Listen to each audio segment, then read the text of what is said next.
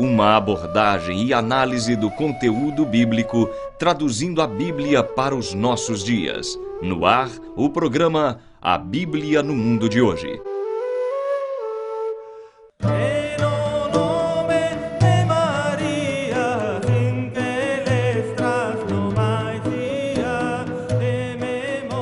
Caros ouvintes, amigos da Rádio Catedral FM 106.7, estamos começando mais um programa, A Bíblia no Mundo de Hoje.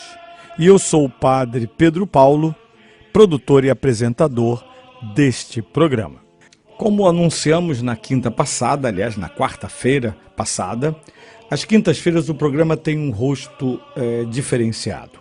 O programa da quinta é uma janela aberta para que possamos interagir melhor, para termos mais visões mútuas no programa, o ouvinte e o produtor.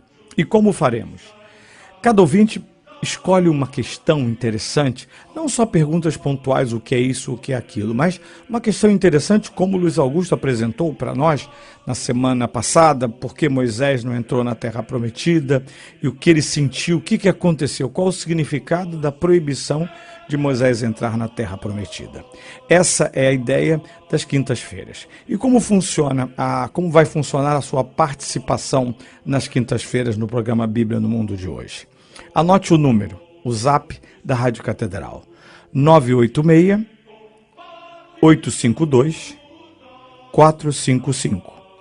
Vou repetir, 986-852-455. Grave um áudio com, no máximo, 40 segundos, dizendo seu nome, se desejar a paróquia ou não, e diga a sua pergunta, sua questão, né? Esse áudio vai ao ar junto com o programa e será exatamente o modo com que vou conversar com quem enviou a questão e, ao mesmo tempo, cada questão provavelmente interessará a todos os ouvintes desse programa. Repito, 986-852-455.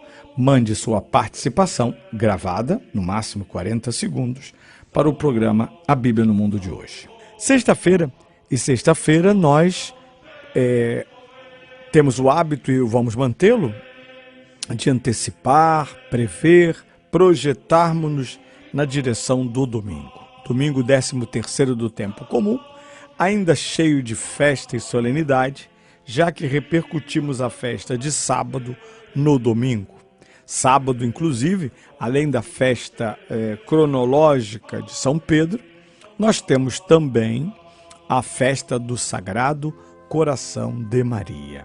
E isto é muito bonito e importante que esses dois corações, unânimes no amor e obediência a Deus, estejam sendo celebrados no mesmo dia. Isto é, de um lado, na sexta-feira, o coração de Jesus, no sábado, pela manhã, hábito que temos de recordar a Virgem Maria, a recordamos por aquilo que São Lucas várias vezes insistirá, que a Virgem Maria guardava todas as coisas tão misteriosas aos olhos humanos, a imediata compreensão, guardava tudo no coração. Mas não só guardava como quem coloca algo num cofre e tranca.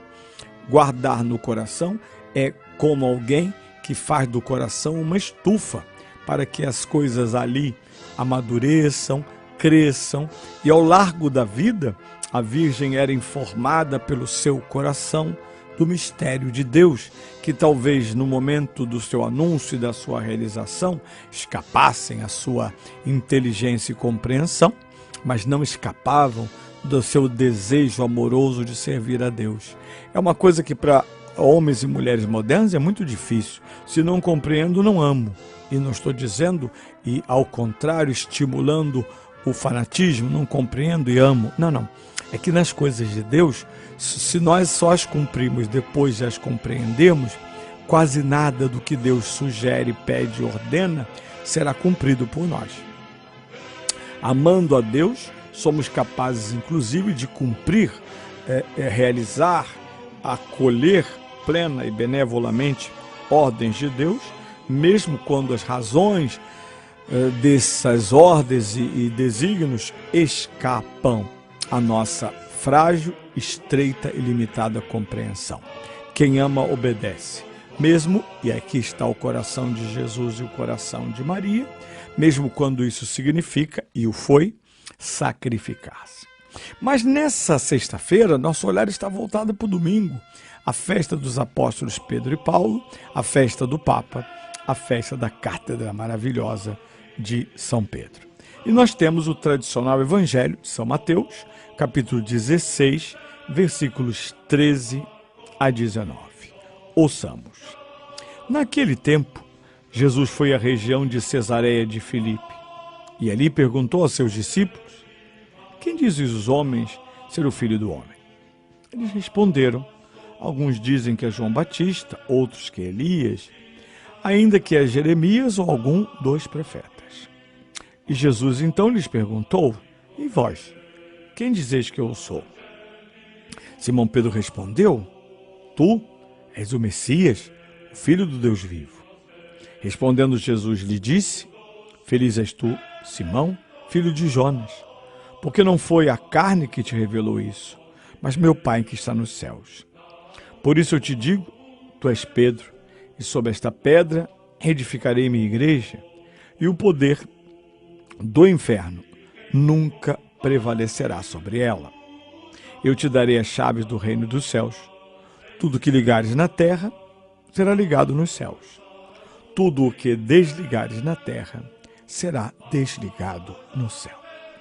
Temos então a réplica sobre outra tradição evangélica, isto é, nós tivemos a tradição lucana, ordinária no ano C, sobre as coisas que Deus propôs à igreja através dos apóstolos. Domingo passado, nós enfrentamos com muita satisfação esse evangelho que está no capítulo 9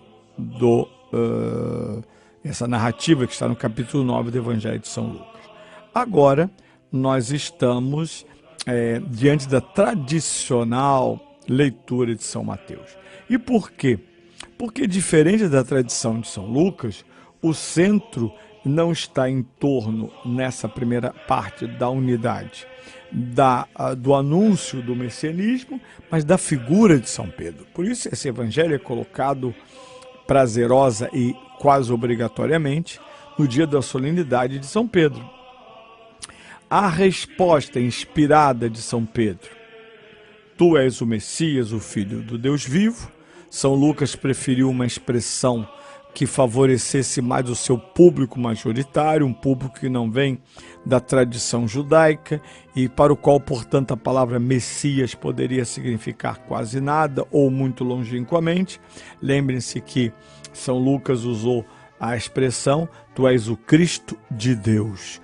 Cristo é a expressão grega, ungido, para a expressão que equivale à expressão hebraica, Meshiá, o Messias. Quando se fala de Cristo, se fala evidentemente do messianismo de Jesus de Nazaré. Bem, essa resposta, tu és o Messias, o Filho do Deus vivo, é uma resposta plenamente judaica. Isto é, Jesus corresponde à tradição da expectativa judaica, aquela que nasce em parte ao longo da história de Israel a partir do exílio e que se aprofunda quanto mais densa se tornara a crise do futuro de Israel.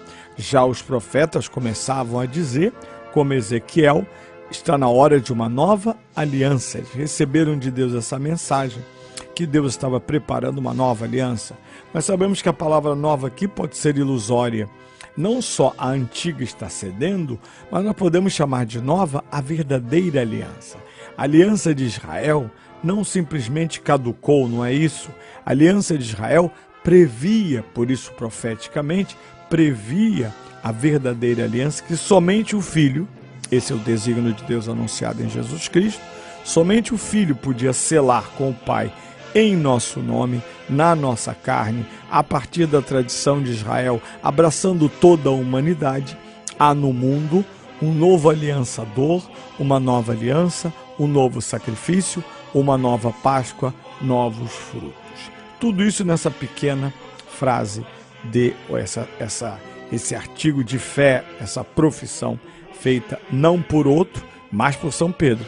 Achei engraçado lá o folheto nosso da diocese, quando disse: São Pedro, apesar da sua miséria, sei lá o que, não sei o que lá, foi muito bem inspirado. Bem, não sei se é o caso de lembrar que ele está exercendo ali plenamente aquilo para o qual foi escolhido. Ele não se tornou líder por ser o mais perfeito dos imperfeitos apóstolos. Ele se tornou líder por graça, obra e decisão de Deus. Portanto, a ênfase está exatamente no que vamos ouvir agora. Então, nós estamos no capítulo 16 do Evangelho de São Mateus, versículos 13 a 19. Do 13 até o 16, nós temos o ambiente previsto nos outros evangelhos, a enquete sobre o messianismo de Jesus, com 2 momentos: o que o povo pensa, o que vós dizeis. A novidade ou a tradição mateana começa aqui, quando então São Mateus nos coloca diante de um insólito diálogo. Jesus diz: bem-aventurado és tu, Simão. Bem-aventurança significa sempre um dom escatológico, um dom que Deus nos dá em função do futuro, em função daquilo que deverá ocorrer.